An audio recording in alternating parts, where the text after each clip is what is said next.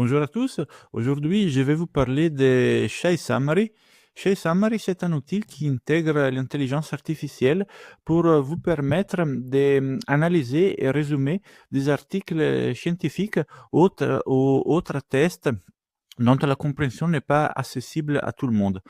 Donc, cet outil, à la base, a été créé par des scientifiques et pour des scientifiques pour leur faciliter effectivement la tâche en ce qui concerne leurs travaux scientifiques.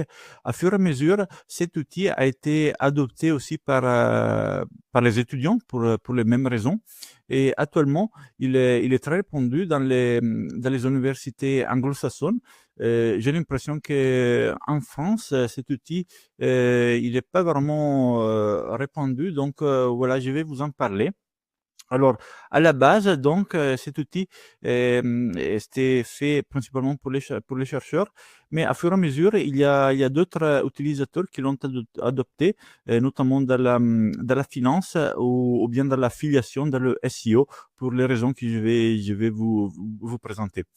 Alors, il faut savoir que cet outil, par rapport aux concurrents, aux autres ChatGPT, aux autres intelligences artificielles, vous permet de résumer des articles tout en gardant le sens le sens du test, d'accord? Il vous permet de résumer des articles jusqu'à 200 000 mots. Et la particularité, le point fort de cet outil, qu'est-ce que c'est? Au-delà de la précision, hein, car il a été conçu par des scientifiques, donc la rigueur était vraiment au cœur de leur travail. Le point de force de cet outil, c'est de chercher, trouver et mettre en avant des informations clés, même celles qui sont enfouies sous un flot de données. Je vous fais un exemple. Dans le milieu de la finance, moi, je l'utilise, par exemple, cet outil quand je dois analyser des publications de résultats que certaines entreprises sont obligées à rendre publiques, celles qui sont, par exemple, en bourse, tous les 3 ou 6 mois, ça dépend, elles sont obligées par la loi à publier certains résultats, certaines données, si vous voulez. Et ces rapports peuvent arriver même à un centaine de pages, voire plus. Elles sont très compliquées, elles sont vraiment pas faciles et pas agréables à lire et analyser. Écoutez, moi, pas seulement moi, hein, j'ai fait des tests sur des rapports que je connais très bien car j'ai dû travailler là-dessus. Et cet outil vous permet vraiment d'aller chercher l'information que l'entreprise n'a pas envie de publier. D'accord? Elles ont l'obligation de le publier par la loi, mais en même temps, il y a toutes des tournures de phrases, des registres pour publier la donnée, l'information sans vraiment la mettre en avant. Donc, c'est un peu le jeu du chat et de la souris. Il faut aller chercher et repérer cette information pour pouvoir travailler les données. Donc, moi, je sais que cet outil, hein, j'ai fait plusieurs tests, et cet outil est capable de me sortir dans le résumé, mettre en avant même l'information important, et qui est capable de me mettre la puce à l'oreille. Voilà, principalement sa force et la précision, la précision qui est vraiment, sa précision ne peut être comparée à aucun autre outil. Alors, cet outil est capable de gérer des articles et des études scientifiques jusqu'à 200 000 mots.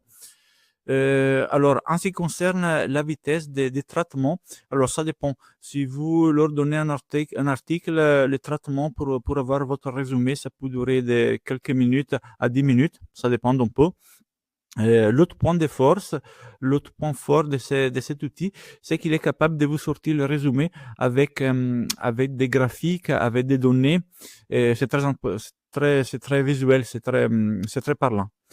Une autre application, moi personnellement, je l'utilise dans le domaine de l'affiliation. Pourquoi? Je pense que vous aurez déjà compris. Si vous avez par exemple un site, vous êtes sur la niche de la nutrition, disons. Supposons qu'un nouveau étude scientifique vient d'être publié aux États-Unis, une étude qui comporte par exemple plusieurs dizaines de pages en anglais. Vous n'êtes pas scientifique, vous n'avez pas le temps d'étudier tout ça. Écoutez, vous le mettez dedans, vous le présentez à Shea Summary, il va vous sortir un résumé très factuel et très facile. À partir de ces résumés, vous pouvez faire votre article pour votre site internet, vous pouvez faire votre vidéo YouTube pour pousser l'affiliation euh, concernant par exemple un produit qui utilise la molécule ou la protéine qui est le sujet de cette étude. Vous voyez un peu comment on peut utiliser Chef Summary. Donc, c'est un outil qui vous sort des résumés. Des résumés, vous pouvez les exporter en PDF, en TXT, en Docs aussi. En ce qui concerne le fonctionnement de cet outil, il utilise principalement GPT-4 pour ses résumés. Vous pouvez lui donner l'article ou le rapport étudié via la dashboard, d'accord, via l'interface, ou vous pouvez même l'envoyer par mail si vous préférez. Et en ce qui concerne alors la facilité d'utilisation. Alors, écoutez, le site, l'outil de base est en anglais. C'est pas vraiment compliqué. C'est pas non plus l'outil le plus ergonomique du monde, mais vraiment, on a l'habitude d'utiliser d'outils plus compliqués. Écoutez, je vous parle d'abord du prix avant de vous montrer un exemple. Alors, vous voyez, là, si vous allez sur les sites, attendez, je vais mettre aussi une petite traduction comme ça pour les non-anglophones. Ça vous permet aussi de faire des tests entre le travail de ChatGPT et le travail de Shai Summary. D'accord? C'est une petite présentation. Là, sont quelques petites références à des acteurs qui utilisent Shai Summary. Et, écoutez, je peux vous dire que l'outil est vraiment utilisé, mais de façon massive dans le monde anglo-saxon. Ce ne sont pas seulement des stickers mis là comme ça au hasard. C'est vraiment utilisé. D'accord? Je vous parle de la tarification. Alors, pour les étudiants, vous voyez, vous avez un premier mois gratuit, d'accord? Pour les autres, vous avez toujours un mois, 7 jours gratuits pour essayer. Et sinon, après, il y a des formules par mois ou par an.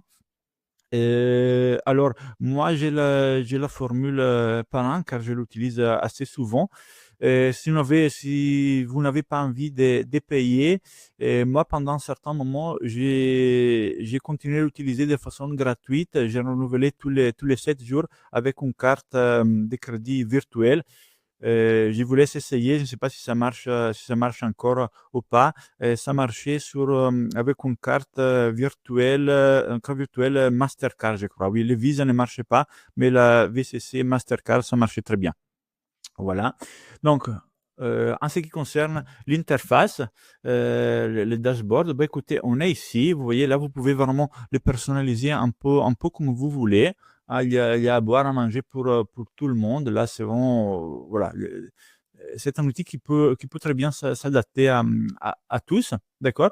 Alors, moi, j'ai fait un petit test avant de commencer. Alors, je suis allé sur le site de LVMH, vous savez, l'entreprise de mode, hein.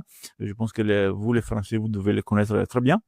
J'ai téléchargé les derniers comptes, les derniers rapports des comptes qui datent de la fin de 2024. Oui, alors c'est combien de pages? C'est 80, à peu près 80 pages.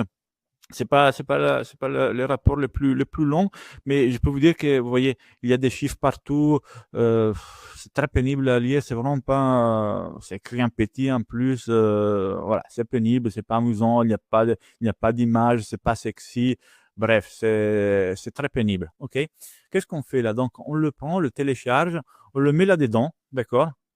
On lui demande, on lui demande de faire, par exemple, un petit sommaire, d'accord? Ah, là, voilà, vous voyez, mais là, vous ne voyez pas, mais là, tout à l'heure, j'ai décidé de faire un résumé en français, d'accord?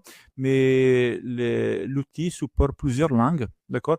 Alors, il est très bien, il excelle en anglais, d'accord? Il excelle en anglais, mais même en français, il est tout à fait bien, hein.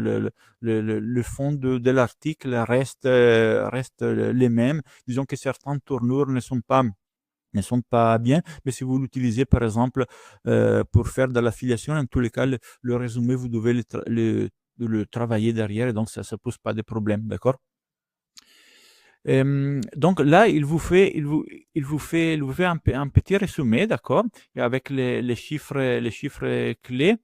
Je vous laisse essayer. On va pas faire une analyse du rapport de LVMH, mais en tous les cas, 80 pages, il le résume. Donc ça, c'est vraiment une petite introduction. Et puis là, vous pouvez pousser l'exercice encore plus loin avec des figures, avec des recommandations. Il y a un chat aussi, un chat pour demander à l'outil certaines infos. Par exemple, si vous avez des doutes, vous avez aussi les références. D'accord. Vous avez aussi les notes. Alors, un autre point fort que j'ai oublié de préciser. Alors, l'outil est capable de gérer vos notes et aussi vos références. D'accord. Si vous voulez pousser l'analyse de l'article encore plus loin, vous pouvez chercher les références qui vous donnent l'outil, aller les chercher et en faire aussi des résumés pour l'intégrer dans votre article après ou pour votre analyse. Les notes aussi, vous pouvez les mettre. Et, écoutez, c'est un outil très complet, d'accord? Je tenais à vous en parler car voilà, je ne vois pas beaucoup de contenu en francophonie sur ces outils, et je pense que ça pourrait être utile à tout le monde, aux étudiants d'abord, aux gens qui font de l'affiliation, vous avez très bien compris pourquoi, et aussi si vous êtes, par exemple, un particulier qui s'amuse un peu avec la bourse, avec votre PEA, et vous faites un peu de stock picking, je ne vous dis pas de vous fier au 100% à Shay Summary, et donc de mettre 50 000 euros derrière les titres que Shay Summary pense que les comptes sont solides, d'accord? Mais pour une analyse rapide, Shay Summary permet vraiment de faire un premier tri et d'aller relativement en profondeur. En tous les cas, il va bien plus loin que d'autres outils. Voilà, c'est tout. Bonne journée.